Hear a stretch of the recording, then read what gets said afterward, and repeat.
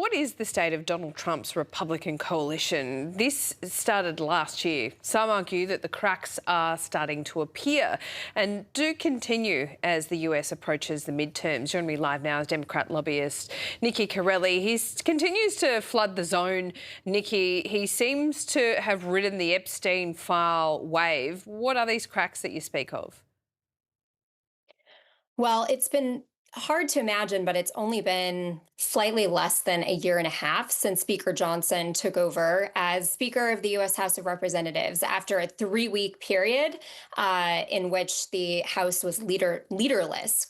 And when he took control of the House in 2025, again, when the president was reelected, he had the narrowest margin in about 100 years of American history. So a lot of observers thought that was going to be extraordinarily challenging for the president to accomplish his agenda. But remarkably, he had an incredibly productive first year. The president was able to hold the Republican caucus together and push through his key priorities.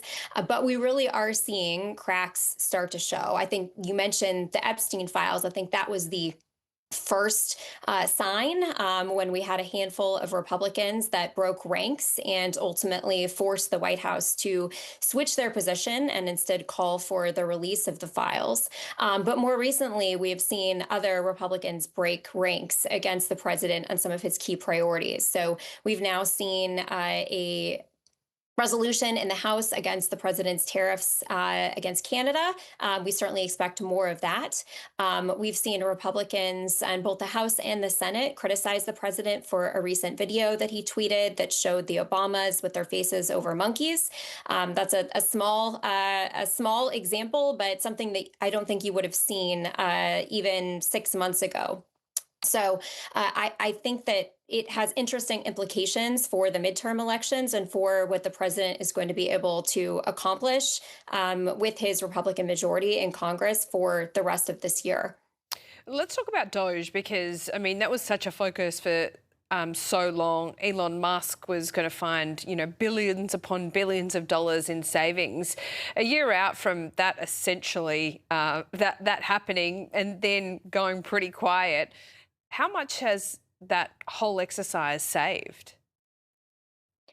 Well, federal spending last year in the US went up by about 250 billion. So if you look at net numbers, certainly it didn't get anywhere near to achieving the 2 trillion in savings that Elon wanted. I think that most independent analyses have shown that it saved somewhere between 2 to 5 billion. So a little bit, but I think it shows the the dangers of trying to make those cuts in such a arbitrary and quick way. A lot of the cuts ended up ultimately being to federal personnel, which amounts to only about 8% of federal savings or federal spending. And it meant that a lot of the programs that were cut, the funding was just reallocated elsewhere, or Doge was forced to walk those cuts back when the actual implications of those cuts were uncovered. Niki Carelli, good to talk to you and check in. Thanks so much. Thanks.